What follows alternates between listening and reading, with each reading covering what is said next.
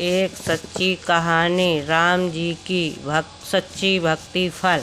नमस्कार दोस्तों, आज एक सबरी की कहानी। सबरी एक आदिवासी पुत्री थी। देखने में बहुत साधारण पर दिल से बहुत कोमल थी। उनके पिता ने इसका विवाह निश्चित तय किया। आदिवासियों की एक प्रथा थी, किसी अच्छे कार्य से पहले निर्दोष जानवरों की बलि देते थे। इस प्रथा के लिए सबरी के पिता इनके विवाह से एक दिन पहले 100 भेड़ बकरियां लेके आए। तब सबरी ने पूछा, पिताजी इतनी भेड़ बकरियां क्यों लाए हो? पिता ने कहा, सबरी ये एक प्रथा है। इसके अनुसार कल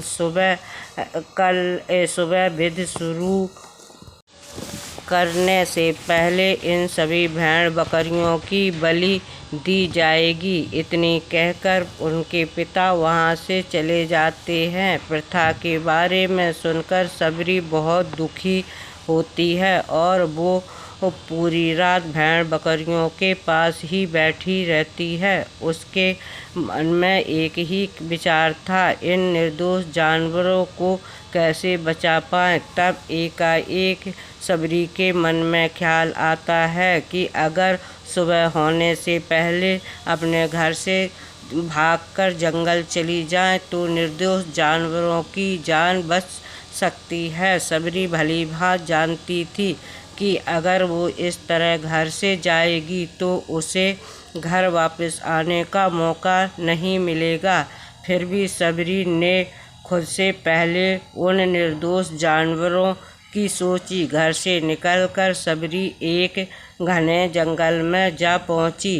अकेली सबरी जंगल में भटकती रही। तब उसने शिक्षा प्राप्त करने के उद्देश्य से कई गुरुवरों के आश्रम में दस्तक दी, लेकिन सबरी एक तुच्छ जात की थी, इसलिए सभी ने धुतकार कर निकाल दिया। सबरी भटकती मतंग ऋषि के पास पहुंची और उसने शिक्षा प्राप्ति की इच्छा व्यक्त की। मतंग ऋषि ने सबरी को खुशी के साथ अपने गुरुकुल में स्थान दे दिया। अन्य सभी ऋषियों ने मतंग ऋषि का तिरस्कार किया। सबरी ने सभी गुरुकुल के सभी आचरणों को अपना लिया, अपने गुरु की सेवा में लग गई। सबरी शिक्षा ग्रहण करने के साथ साथ आश्रम की सफाई और गौशाला की देखरेख और दूध दुहाना जैसे कार्य, सभी गुरुकुल वासियों के लिए खाना बनाने के कार्य में लग गई। कई वर्ष बीत गए। मतंग ऋषि सबरी की गुरु भक्ति से बहुत प्रसन्न हुए। मतंग ऋषि का शरीर बहुत दुर्बल हो गया, इसलिए सबरी को अपने पास बुलाया और कहा, पुत्री अब हमारा शरीर दुर्बल हो गया, अब यहीं छोड़ना चाहता हूँ। इससे पहले मैं तुम्हें आशीर्वाद देना चाहता हूँ। बोलो पुत्री, तुम्हें क्या चाहिए? आँखों में आंसू भरकर सबरी मतंग ऋषि से कहती, हे गुरुवर, आप ही मेरे पिता, आप के कारण जिंदा हूँ, आप मुझे अपने साथ ले चलें। तब मतंग ऋषि ने कहा, नहीं पुत्री, मेरे बाद तुम्हें इस आश्रम का ध्यान रखना है।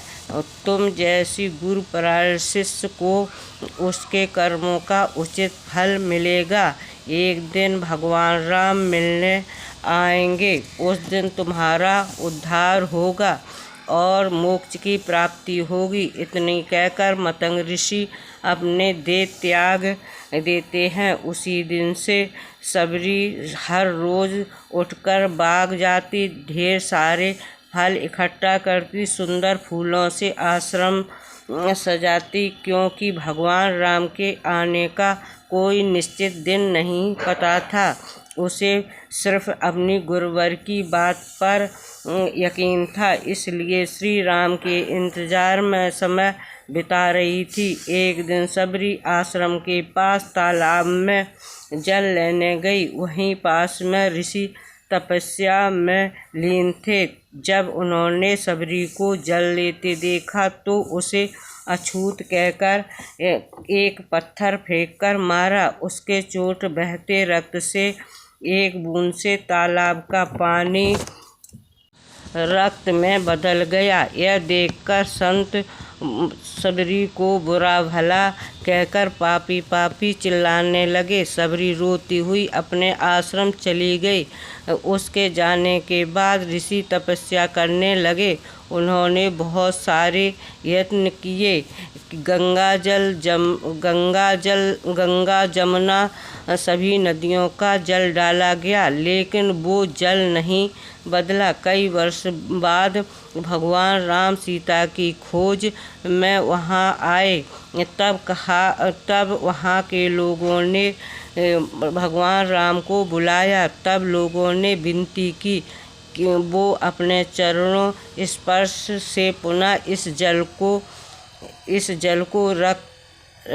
रक्त को जल में बदल दें। राम उनकी बात सुनकर स्पर्श करते हैं, लेकिन कुछ नहीं होता। श्री राम ऋषि से पूछते हैं, ऋषिवर मुझे इस तालाब के इतिहास बताइए। ऋषि सबरी और तालाब की कथा बताते हैं और कहते हैं, हे भगवान, उसी शूद्र सबरी के कारण जल अपवित्र हो गया। भगवान राम दुखी होकर कहते, हे गुरुवर, उस देवी सबरी का नहीं, मेरे हृदय का अपमान, इसे तुमने मेरे शब्दों से घायल किया है। भगवान राम ऋषि से आग्रह करते हैं कि मुझे देवी सबरी से मिलना है। तभी सबरी को बुलाया जाता है। सबरी का नाम सुनते ही सबरी दौड़ी चली आती है। राम मेरे प्रभु कहती हुई जब तालाब के पास पहुंचती है, तब उसके पैरों की धूल उस तालाब में चली जाती है। तब तालाब का सारा रक्त जल में बदल जाता।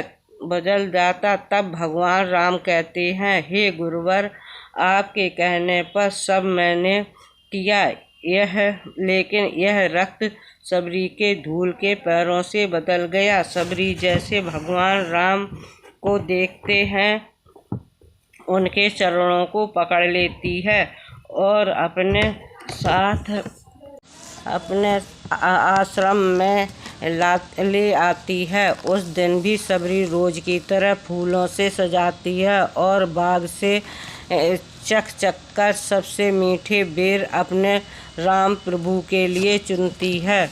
वो पूरे उत्सव के साथ स्वागत करती है और बड़े प्रेम से उन्हें अपने जूठे बेर परोसती है। भगवान राम भी बड़े प्रेम से उन्हें खाने उठते हैं।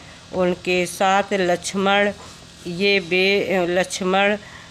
बेर जूठे नहीं। लक्ष्मण रोककर कहते हैं, भ्राता, ये बेर जूठे हैं। तब राम कहते, लक्ष्मण, ये बेर सबसे मीठे हैं, क्योंकि इनमें प्रेम है। और प्रभु श्री राम उन बेरों को बड़े प्रेम से खाते हैं। मतंग ऋषि का कथन सत्य होता है। देवी सबरी को मोक्ष की प्राप्ति होती है। इससे सबरी के राम कहलाए जाते हैं। दोस्तों, ये कहानी कैसी लगी? चैनल को सब्सक्राइब करें।